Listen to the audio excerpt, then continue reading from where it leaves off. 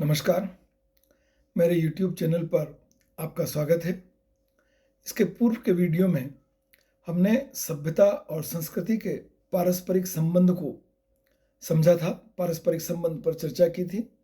सभ्यता क्या है, सभ्यता की परिभाषा, उसकी विशेषताएं भी हमने जानी थी। आज के इस वीडियो में हम सभ्यता और संस्कृति में जो अंतर है, उसकी बात करेंगे, उसकी चर्चा करेंगे। हालांकि ये बात पूरी तरह सच है कि संस्कृति और सभ्यता में कुछ अंतर विद्यमान होने के बाद भी वह दोनों एक दूसरे से भिन्न नहीं हैं। दोनों एक दूसरे के पूरक हैं, एक दूसरे से संबंधित हैं और एक दूसरे का प्रभाव, सभ्यता का प्रभाव संस्कृति पर और संस्कृति का प्रभाव सभ्यता पर पड़ता है। हालांकि संस्कृति सभ्यता की दिशा और दशा को तय करती है। यदि आपने मेरे YouTube चैनल को अभी तक सब्सक्राइब नहीं किया है तो मैं आपसे चैनल को सब्सक्राइब करने का अनुरोध करता हूं। सभ्यता और संस्कृति में अंतर। सभ्यता और संस्कृति घनिष्ठ रूप से, पारस्परिक रूप से संबद्ध है, एक दूसरे से संबंधित है, परंतु हम ये नहीं कह सकते कि दोनों एक हैं। दोनों अलग अलग हैं, दोनों में कुछ अंतर है। मैकाइवर और पेज ने इन अंतरों को स्पष्ट करने का प्रयास किया है। सभ्यता को मापा जा सकता है, संस्कृति को नहीं। सभ्यता को मापना सरल है क्योंकि इसका संबंध भौतिक वस्तुओं से होता है और वस्तुओं की उपयोगिता से यह संबंधित है, जबकि संस्कृति की माप संभव नहीं है क्योंकि मूल्यों में भिन्नता होने के कारण ऐसा कोई सर्वमान्य पैमाना नहीं है जिसके आधार पर किसी संस्कृति को मापा जा सके और एक की तुलना में दूसरे को अच्छा या बुरा कहा जा सके। सभ्यता सदैव आगे बढ़ती है किंतु संस्कृति नहीं। सभ्यता उन्नतिशील है, उसमें सदैव क्रमिक रूप से विकास होता है। हम बार बार कह चुके हैं कि हम बैलगाड़ी से रॉकेट के युग तक गए हैं, किंतु संस्कृति के बारे में यह बात नहीं कही जा सकती। हम ये नहीं कह सकते कि शेक्सपियर के नाटक आज के नाटकों की तुलना में अच्छे थे या बुरे थे। वैदिक कालीन साहित्य, मनोरंजन, नैतिक नियम, आदर्श नियम, प्रथाएं, धर्म, कला, चित्रकारी को आज के युग की तुलना में अच्छा या बुरा नहीं कहा जा सकता। सभ्यता को अपरिवर्तित रूप में ग्रहण करना होता है, परंतु संस्कृति में परिवर्तन किया जा सकता है। सभ्यता के जिस तत्व को हम अपनाते हैं उसे उसी रूप में ग्रहण करने से ही उसकी पूर्ण उपयोगिता प्राप्त की जा सकती है। हालांकि हमारी दृष्टि से, हमारे अनुसार उसकी और उपयोगिता प्राप्त करने के लिए उसमें परिवर्तन को स्वीकार भी किया जाता है, परंतु संस्कृति के क्षेत्र में परिवर्तन संबंधी ये बात लागू नहीं होती। जब एक संस्कृति का तत्व दूसरे संस्कृति में जाता है तब उसे ग्रहण करने योग्य बनाने के लिए कुछ परिवर्तन आवश्यक हो जाते हैं या कर दिए जाते हैं, क्योंकि संस्कृति के तत्व को जैसे का तैसा स्वीकार नहीं किया जा सकता। जैसे भारतीय परिस्थितियों में ईसाई धर्म पाया जाता है, पर मूल क्षेत्रों में ईसाई धर्म और भारतीय परिवेश में जो ईसाई धर्म है उसमें आंशिक परिवर्तन देखने में आता है। सभ्यता साधन है किंतु संस्कृति साध्य है। सभ्यता के प्रत्येक तत्व को हम अपनी आवश्यकता पूर्ति के साधन के रूप में स्वीकार करते हैं।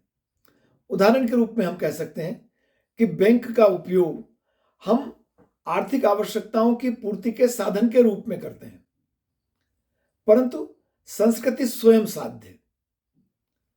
संस्कृति से मानव को संतुष्टि एवं आनंद की प्राप्ति होती है। सुंदर कविता या गाना हमारे मन को प्रसन्न कर देता है और उसको उसी रूप में हम स्वीकार करते हैं।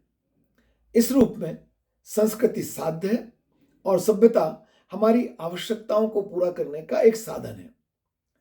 सभ्यता बिना प्रयत्न के आगे बढ़ती है, परंतु संस्कृति नहीं।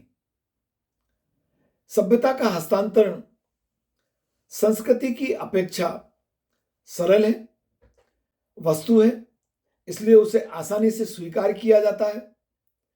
वह हमारे आंतरिक जीवन को प्रभावित नहीं करती, इसलिए उसे आसानी से स्वीकार किया जा सकता है। परंतु संस्कृति पर यह बात लागू नहीं होती, क्योंकि यह हमारे आंतरिक जीवन से संबंधित है। धर्म संबंधी विचारों में परिवर्तन हम स्वीकार नहीं करते। इस तरह हम कह सकते हैं कि सभ्यता बगैर प्रयत्न के आगे बढ़ जाती है, जबकि संस्कृति पर यह बात लागू नहीं होती। संस्कृति बाह्य है, संस्कृति आंतरिक। सभ्यता के अंग मनुष्य के बाह्य जीवन और व्यवहार से संबंधित है, जबकि संस्कृति का संबंध मनुष्य के आंतरिक गुणों, उसके विचार, विश्वास, मूल्य, भावनाओं और आदर्शों से संबंधित है। इसलिए सभ्यता हमारे बाहरी जीवन को वस्तु के रूप में प्रभावित करती है, उपयोगी बनाती है, जबकि संस्कृति हमारे आंतरिक जीवन से संबंधित है।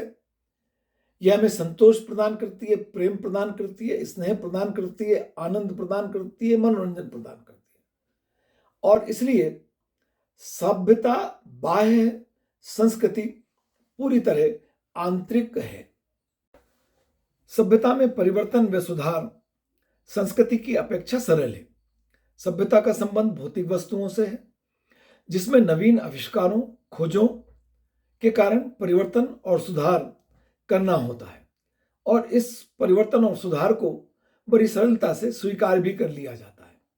संस्कृति का संबंध व्यक्ति के विचार, आंतरिक जीवन से है, मनोभावों से है। अतः कठिन परिश्रम के बिना संस्कृति में कोई परिवर्तन और सुधार करना संभव नहीं होता।